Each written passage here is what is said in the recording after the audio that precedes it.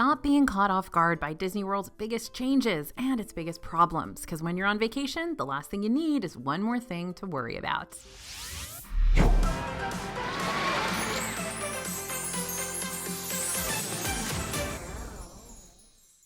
Hey everybody, it's AJ for Disney Food Blog. So when you first decide I'm going to take my family to Disney World, a whirlwind of information is going to billow forth and threaten to make planning this dream trip way too overwhelming. And if you're already feeling overwhelmed and you're stressing that you're missing out on some key secret piece of advice that's going to keep you from messing up this rather pricey vacation of yours, then hold on for a bit longer because we've already done all the pre-stressing for you.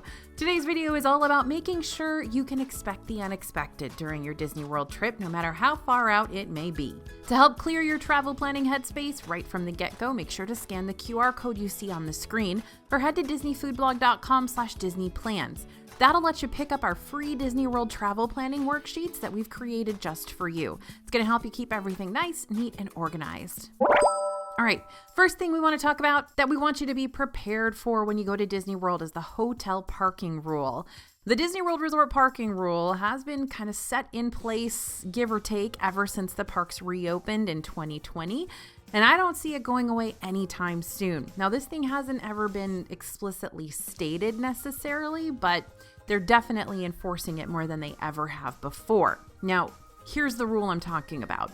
While you're more than welcome to visit any Disney World hotel you want to, even if you're not staying as a guest there, you can't drive over to park at these hotels unless you've booked a room there or you have a dining reservation for one of the restaurants inside already set up. You also may be required to show proof of that reservation or a confirmation of your stay when you drive up to the security gate. And this can also go for taking a ride share like Uber or Lyft up to a Disney World hotel. Security could ask to see a reservation or confirmation of stay when you reach the resort. So how can you hop around from resort to resort if you're not allowed to drive there without hotel or dining reservations? Well, it's easy.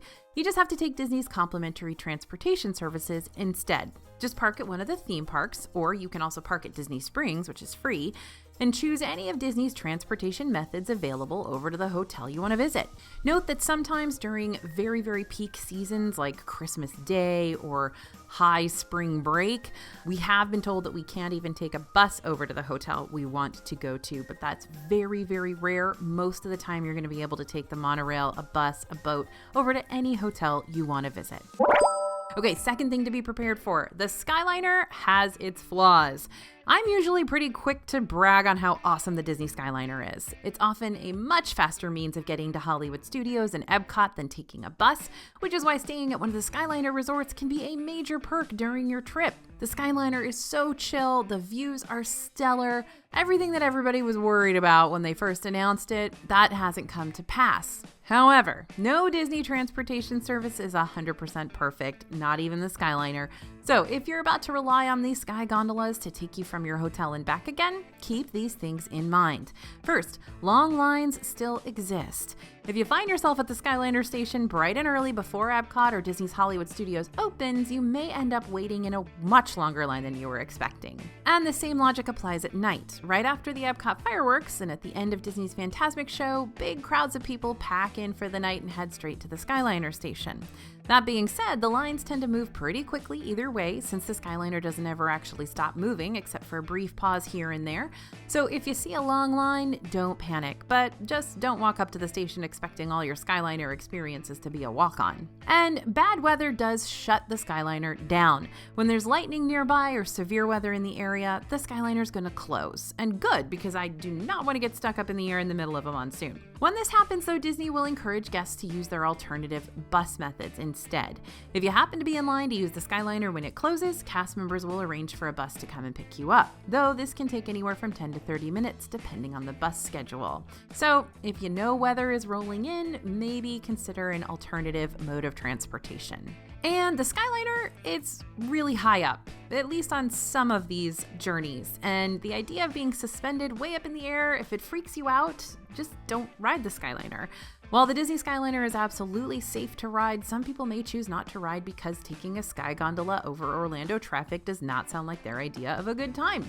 If that's how you feel, I'd recommend steering clear of booking a hotel on the Skyliner route like Art of Animation or Pop Century, Caribbean Beach, or Riviera, since they tend to rely on the Skyliner to get guests to both Epcot and Hollywood Studios. Now, they do have buses, but they come very few and far between when you've got a Skyliner option available. So it's not always easy to rely on the buses to Epcot and Hollywood Studios from Skyliner Resort. Something else to be prepared for. Closures are still a thing. It's been over 3 years since the COVID-19 closures, and although the parks are looking more and more like they did pre-closure, with character meet and greets and shows and required masking now a thing of the past, there are still things that have yet to return and reopen. Not only that, but there are extra attractions and experiences that have actually ended up closing since the reopenings too. So if you're planning on hitting up Disney World soon, be aware that you're not going to see the following things in the parks for the time being, or in some cases, forever. So Splash Mountain in Magic Kingdom is, as of January 23rd, 2023, permanently closed. The retheme of the ride, Tiana's Bayou Adventure, will bring characters from Princess and the Frog, along with new music and new animatronics and a new storyline. This updated log flume is expected to open in late 2024. Now, Magic Kingdom's evening fireworks spectacular, Disney Enchantment, which made its debut on the 50th anniversary of Magic Kingdom in 2021, ended its final run with the final showing on April 2nd, 2023. But Happily Ever After, the fireworks show everybody loved pre-Enchantment, is now back in Magic Kingdom. You can watch Happily Ever After most nights at 9 or 9:20 p.m. depending on the day, with times subject to change. Always check the Disney World hours and events calendar before your trip. While Bibbidi Bobbidi Boutique finally reopened in Magic Kingdom in 2022, the other two locations at Grand Floridian Resort and Disney Springs are still mysteriously closed. The Disney Springs shop was said to be opening at a later date, but that date has not yet been revealed. Speaking of Grand Floridian, the 1900 Park Fare restaurant has been closed since the pandemic with no reopening date in sight, and the same goes for the Garden View Tea Room that used to be available here as well. Like Disney Enchantment, Harmonious was introduced at Epcot for the 50th anniversary of Disney World, but this fireworks show ended on April 2nd as well. With Harmonious ending, Epcot Forever has returned for a temporary run, but not as a forever show like the name might imply. Disney's brought back this classic show as a placeholder while the entertainment team preps the lagoon for an entirely new production to celebrate the 100th anniversary of the Walt Disney Company. That's going to open up later this year. Now, one thing that's been closed since the reopening of Epcot is Restaurant Marrakesh in the Morocco Pavilion. In the past few years, it's been used as everything from a relaxation station to a lounge, but the dining location hasn't yet returned to its former glory. Now, Disney Springs has had its fair share of closures too. The NBA experience, which opened back in the summer of 2019, was once an innovative, interactive, and truly immersive place, all in a setting inspired by NBA arenas. But after staying dark for a little over a year, even after the Disney Springs area reopened post-closures, Disney eventually announced that the NBA experience would not be returning to the shopping district. And in 2023, we saw 3 different stores close their doors for good, including the Sosa Family Cigar Shop, the UGG store, and Melissa Klub, which is a place for jelly shoes and other accessories made from recycled materials. But these storefronts won't be staying empty for long. While Alex and Ani have already taken over the area where Melissa Klub used to be, the UGG store will become a new and much larger Lululemon shop, and Bo's Signature Candles will be occupying the former Sosa space later on this fall. And what on earth is going on with the Voyage of the Little Mermaid in Hollywood Studios? It seems to currently be the redheaded, pun intended, stepchild of the park or of Disney World, period. It seems to have simply been forgotten. The show has been quietly closed since the reopenings, with no information mentioned about it in over 2 years. Now, those are just a few of the things that are closed or definitely changed since the 2020 closures. Since Disney World is constantly updating and changing, even on the daily, we too give daily news updates concerning all things Disney parks in our DFB newsletter. If you download those free planning worksheets I talked about earlier, we'll also get you all set up with our DFB newsletter so you can have consistent updates about what's going on inside the parks. Don't worry, it's totally free to join. You can unsubscribe at any time, but if you want a little dose of Disney throughout your week, we've got you covered. Okay, let's talk Park Pass reservations. This is something a lot of folks are not prepared for. So Park Pass reservations have been a big topic of conversation for the last 3 years. The system was originally introduced as a way to manage capacity in the parks following the pandemic closures of 2020. So future park guests essentially saved their spots in each park that they wanted to visit. Unfortunately, this system hasn't been everyone's cup of tea. Not only has it kept guests from being more flexible when it comes to planning each day of their trip, but it's also become quite a topic of controversy.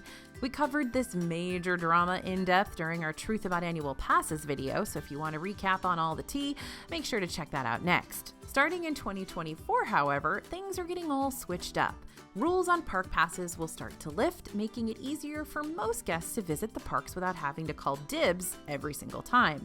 However, park passes aren't completely dissolving just yet. Park pass reservations will not be needed at all for those who have date-based tickets. In other words, if you buy theme park tickets that are tied to a specific date or set of dates, which applies to almost everyone, then you won't need to worry about park pass reservations. That being said, there are still a few instances where you'll need to snag a reservation, and that's for all those non-date-based tickets out there. First of all, if you're an annual pass holder or cast member, park pass reservations are still something you're going to need to keep in mind as you plan your future visits. Now, Disney's been lightening the restrictions on reservations for annual pass holders and cast members, but there are still situations that'll require one. For example, if you're visiting Magic Kingdom on the weekend or if you're visiting any park before 2 p.m. Starting in 2024, however, Disney will introduce good-to-go days for annual pass holders and cast members. On those select days, visitors will be able to enter the parks without a reservation. Now, student group tickets and sport or convention tickets will still need reservations as well. After you buy your tickets, you'll have to head to the Disney World website to make those reservations and let Disney know you've got a big group coming their way. Disney Military Salute tickets, which give active and retired U.S. military members discounted park tickets via your local base or ordered through Shades of Green Resort, those are also non-date-based tickets, meaning you'll still need to make park pass reservations to use them as well. If you've got questions about your specific ticket, always double check on the Disney website or call Disney to see if these park pass reservations still apply to you.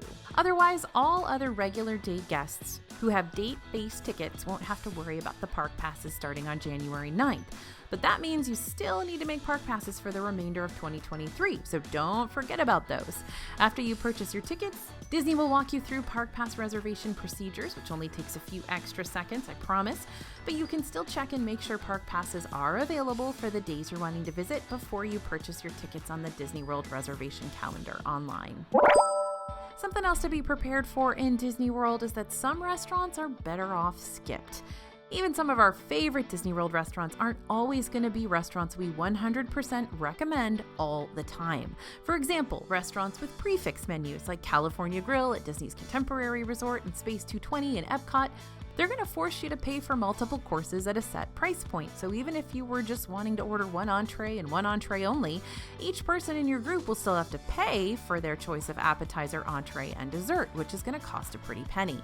If you want a sit-down experience, but you'd rather be able to pick and choose how you dine in an a la carte fashion, there are still lots of solid table service meals with this more freestyle type of menu, like Steakhouse 71 at the Contemporary or Rose and Crown Dining Room in Epcot. But if available, some restaurants also have lounge and bar options too that will allow you to order select bites off their respective menus and still be able to experience the overall vibes minus the prefix prices. That's the case at the Contemporary Resort, that's the case at California Grill, and over at Space 220. Now, over at Disney's Grand Floridian Resort and Spa, there's tons of construction going on right now, thanks to some major resort updates and remodels taking place.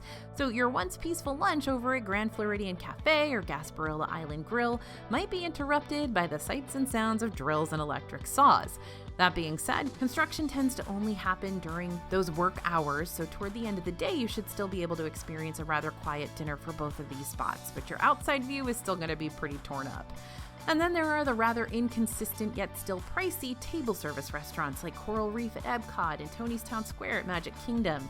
While restaurants like these still give us that major dose of Disney dining theming we love, the food at these locations is usually inconsistent and not something we can 100% recommend all the time. Now, if you're ready to deep dive into the Disney world of restaurants that will actually be worth your hard-earned cash, the DFB Guide to Walt Disney World Dining in 2023 is split up into 3 different books that'll help you plan every meal, reveal each restaurant's best-kept secrets, and provide you with our best Disney dining budgeting tips to date. And this is, of course, all the information we have from decades of dining in Disney World. We've got all the latest updates. These are updated multiple times a year, so you are going to be all set with everything you need to know. Before you check out, be sure to type in code YouTube for a discount on your total purchase. And remember, this is 100% money back guaranteed. If you don't like the book, you get your money back and you get to keep it. The end. Now, here's a good thing you're not prepared to see in the parks that you should be prepared for so you don't miss out on this golden opportunity, and that's rare character appearances. Every now and then, we stumble upon a meet and greet that we just don't see in the parks every day, and that thrills our little Disney hearts so much. While some rare character appearances happen sporadically with no rhyme or reason, others are a little more planned out. So here are 4 specific time frames you're more likely to meet a rare Disney character without having to pay extra to see them during an after-hours event. First, around Valentine's Day. If you want to see Disney princes and princesses spending quality time together live and in person, Valentine's Day weekend is one of your best bets, especially if you're visiting Magic Kingdom. This holiday isn't a for sure guarantee that you'll see the Disney couples hanging out together, but it definitely increases the probability of it happening. We've seen them for the past couple years. Now, Easter weekend, that's when the Easter Bunny and Mrs. Bunny like to hop around Magic Kingdom. Now, this is Easter weekend only. This is also when you can see Magic Kingdom's exclusive Easter parade, which features other rare characters like the dancing hippos and ostriches from Fantasia. Now, Christmas time, Santa Claus likes to meet and greet with kids at various locations around Disney World during the holiday season. However, when Christmas Eve rolls around, Santa's got an important job to do, delivering all those presents, so Santa Goofy takes over for the remainder of the season. And on Earth Day, Animal Kingdom likes to celebrate its favorite holiday of the year and its birthday by inviting some of the Bugs Life crew over to the Tree of Life for pictures and autographs. In the past, we've also seen the bears from Brother Bear saying hello to guests during the festivities, and we've waved at Lion King hyenas who were stirring up trouble on their very own flotilla. Something else to be prepared about, y'all. Hotel perks are not as great as they used to be.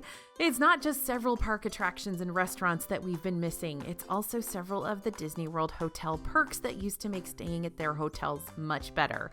Take package delivery, for example. While you can still typically pay for items to be shipped from the Disney World gift shops back to your house, the days of sending your gift store purchase back to your hotel for you are a thing of the past, at least for now. Package delivery did return to Disneyland in 2022, and we previously saw it return in a modified way to Disney World for the holidays, but that was only for a limited time. So for now, keep in mind that you'll have to lug around your purchases or store them in a premium locker at the front of the park if you don't want to pay to ship them back home. And over the past few years, we've seen room service, aka in-room dining, return to some of Disney World's hotels, but lately it's really just been a service strictly offered at Disney's Grand Floridian Resort and Spa. If you're hoping to get a bite to take back to your room, you can instead stop by your hotel's quick service restaurant and get your items on the go.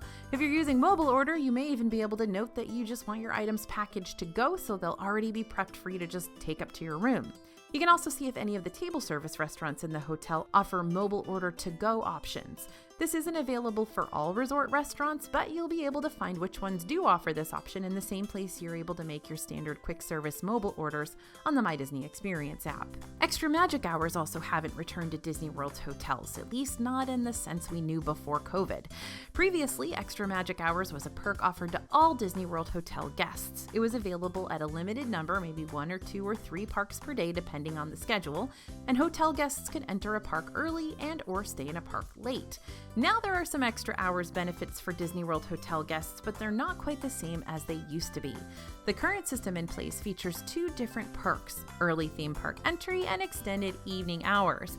Early theme park entry is for every Disney World hotel guest, and they can all enter the park of their choice with a park pass for now, 30 minutes early any day. Extended evening hours, however, are only available for those staying at deluxe Disney World hotels, deluxe villas, and select other qualifying hotels like the Swan and Dolphin. It's also only offered on select nights at certain parks, but when it is offered, guests at these qualifying hotels can stay in the designated park a little later than regular park guests, usually 2 hours more. And how can we forget about the previously free perks gone premium?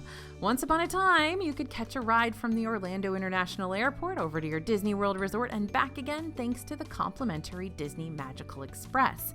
But the Magical Express was replaced by 2 paid reservation services, Mears Connect and Sunshine Flyer, which have recently merged their 2 forces to create the Mears Connect driven by Sunshine shuttle services. So you only have to worry about booking one of them instead of deciding between the 2 at this point. And then there's the Magic Band perk, where Disney World hotel guests used to receive a complimentary solid colored Magic Band along with their stay. But Disney Disney discontinued free Magic Bands in January 2021 when they introduced Magic Mobile, which you can use on your phone. Now, all of the same basic functionality is found on the My Disney Experience app, like allowing guests to unlock their rooms and scan into the parks. There are still several benefits to staying at a Disney World hotel, like proximity to the parks, complimentary transportation to and from the parks, fun and fancy theming, exclusive amenities, etc. But you're definitely going to want to do your research and see if the remaining Disney-inspired hotel perks are worth the splurge on these resorts, or if you're better off booking an Airbnb or a good neighbor hotel someplace else. Now, heads up, the most wonderful time of the year can also be the worst. We are back into holiday mode again, only this time I'm coming at you with a word of warning. Many times when you picture Christmas at Disney World, you think snow on Main Street, USA, giant decorated Christmas trees, limited time snacks, Santa and Mrs. Claus, and season's greetings and all things merry and bright. But I also want you to picture this. Shoulder-to-shoulder crowds, lines snaking around every corner, sky-high wait times for even the walk-on attractions. There's a reason why Christmas in Disney World is so popular. It really is a beautiful time to visit, but you gotta be prepared for those constant streams in the crowds because they are relentless. Not only that, but because this tends to be Disney's absolute busiest time of the year, that also means prices are going to be at their highest too for park tickets, hotel rooms, and Disney Genie Plus. So here are a few tips for you if you're planning on hitting up Disney World this holiday season or any future holiday season. First, visit earlier. The holidays kick off in Disney World early and actually start as early as November 9th. Once you get to Thanksgiving week, that's when the thick of the crowds are really going to start pooling. But if you can visit before that time, you'll be able to see plenty of the festivities without the high crowd levels. Just keep in mind that Epcot's Festival of the Holidays doesn't officially kick off until November 24th, so if you do visit earlier, you will be missing out on some of that Epcot holiday fun. Also, you should budget for Genie Plus. We're not always complete advocates for purchasing Genie Plus for each park, but Christmas is the exception. If you're going to invest in a big Christmas Disney getaway, then you'll want to make sure those massive ride lines aren't constantly slowing you down. You can purchase Genie Plus starting at midnight the day of your park visit. Lightning lanes will go live starting at 7 a.m. sharp. If you're not super familiar with how Disney Genie Plus operates, make sure to check out our most recent DFB video series that covers how to handle Genie Plus in every single Disney World park. And be sure to plan plenty of breaks. Holiday burnout is real, and to avoid hitting a wall early on and becoming more of a Grinch rather than someone filled with good tidings, then plan to take breaks a lot, whether it be outside the parks or inside them. You can check out activities going on around the resorts, maybe go visit those ginormous gingerbread displays at Disney's Grand Floridian and Beach Club and Animal Kingdom Lodge and Contemporary. You can sip a cocktail or a mocktail at one of the resort lounges. Find a quiet corner to just chill for a bit inside the parks, like the Yellow Storybook Circus tent in Magic Kingdom or the entirety of the Morocco Pavilion in Epcot. Nobody's ever in there. Plan several advanced dining reservations 60 days ahead of your trip so you'll have a guaranteed break already locked in for you. Or even check out one of the longer shows of the park, like Finding Nemo, The Big Blue and Beyond in Animal Kingdom, or for the first time in forever, a Frozen sing-along celebration in Hollywood Studios. Even with the crowds, you can still manage to have a great time in Disney World during the holidays. You just gotta mentally, emotionally, and financially prepare yourself ahead of time. Okay, be prepared that the beach is not in your backyard. Florida is well known for two key vacation reasons: Disney World and beaches. But just because Disney World and beaches both reside in the state of Florida doesn't mean they're a hop, skip, and a jump away from each other. Orlando is smack dab in the middle of Florida, so the downside here is it's not actually super close to the ocean. And the upside, this centralized location means Disney is still only a drive away from several famous Florida beaches, but you're probably not going to be able to double up on a beach and theme park day or anything. Not that you'd want to, either one on their own is exhausting enough. So what are some of the best beaches you can travel to when you've got a break day from the parks? Well, on the Atlantic coast, you've got Cocoa, Daytona, Vero Beach. These are just a little over an hour away from the Orlando area and are going to provide you with great surfing, beautiful sunrises, and brisk water. Meanwhile, some Gulf Shore beaches like Clearwater, St. Pete, and Siesta Key, those are going to be more like an hour and a half, 2-hour drive, but these beaches will have calmer conditions for you, as well as white sandy shores and warmer water. But what if you don't want to leave the Disney World bubble to get those beach day vibes? Then consider staying at a beach-themed Disney resort. You've got Polynesian Village, that's going to give you a tropical Hawaii sort of getaway with Dole Whips and sandy paths and fruity cocktails. Disney's Beach Club literally has beach in the name and shares one of the best Disney resort pools, Stormalong Bay, with its sibling hotel, Yacht Club. Disney's Caribbean Beach, also beach in the name here, will take you on an overseas getaway with plenty of hammocks and colorful architecture reflecting the beautiful Caribbean culture. And Disney's Old Key West Resort's going to drop you into classic Florida with easy living, lounging, and dips in peaceful poolsides. It might also be a good idea to invest in a water park day, since Disney's got 2 themed water parks on property too. The first is Disney's Blizzard Beach, a water park where snowy tundras and tropics come together. And Disney's Typhoon Lagoon is an oasis with its own wave pool, lazy river, and tons of water slides. Currently, Blizzard Beach is closed for refurbishments, but we'll let you know when it's back and welcoming guests to take a splash in its Arctic conditions once more. All right, one more thing to be prepared for in Disney World. You've heard it here time and again. Disney World is draining in so many different ways. You've heard of needing a vacation from your vacation? Yeah, Disney World is why they coined that phrase, I'm pretty sure. Planning is a lot. Budgeting is stressful. Remembering to make reservations and then actually getting the reservations you want can be a headache. And then when you're actually in the parks, it doesn't matter how much adrenaline you're initially running off of because it will eventually crash if you're not careful. The sun might be too sweltering, your feet might not want to go one step further, your patience levels might have been tested one too many times and you're about to snap the next time your kid begs you for another expensive pair of mini ears. I know, sounds like a blast, right? Well, here's the thing. Disney really is a lot of fun, but I'd be lying if I didn't say it isn't also overwhelming, especially if this is one of your first visits or you're visiting with really young kids or a huge group. So I got 2 big suggestions for you, but I'll start with the more controversial one. If you're wanting to give your young kids the ultimate Disney World experience, but this is your first ever trip, or rather you just know your kids are going to be too overly exhausted if you do the whole 4-park marathon, I'd actually suggest pulling the scope of your trip way back and stick with Magic Kingdom. Blasphemous? Maybe, but hear me out. Magic Kingdom is pretty well known as the quintessential Disney World park, since that's where Cinderella Castle is. There's tons of all ages rides, attractions, stage shows, character meet and greets, parades, and restaurants to choose from, as well as a grand fireworks show at the end of the night. And if you ever need a break away from the park during the day, you can always easily travel to one of the 3 monorail hotels for a quieter meal or getaway, including Disney's Grand Floridian, Polynesian Village, and Contemporary. So here's what I'm saying. Sometimes it's okay not to disclose to your kids that Disney World extends to more parks than just Magic Kingdom. Doing Disney vacations with kids is hard enough without having to balance out different tastes and interests across so many parks. So maybe the best solution for your first trip to Disney World with littles is just Magic Kingdom. Spending multiple days there will allow for afternoon breaks and naps and pool time and early bedtimes and just a generally more relaxed pace. So whether you go strictly with this Magic Kingdom route or you expand your trip further to include as much as possible in a single Orlando visit, you can always help take some of that planning burden off your shoulders by giving a little whistle to our friends over at Small World Vacations. So Small World is going to take it upon themselves to make sure your vacation fits exactly what you need. The agents here are going to compare discounts and find the best savings, and they're going to make sure you get extra savings if they're announced. They're also going to assist you with pricing and all things Disney guidance. Best of all, their service is not going to cost you a cent. I'll add the link to the website down below just in case you want to reach out for a free quote. All right, feeling a little less blindsided now, I hope? Disney World can be a lot to plan for, but we promise to keep helping you out every step of the way. That is why we're here. That's why we get up in the morning. We want to make sure you're not wasting money in Disney World and you're having the best trip possible, making the most amazing family memories you can. And in case you didn't get a chance to scan that QR code at the start of the video for those free planning worksheets, here it is.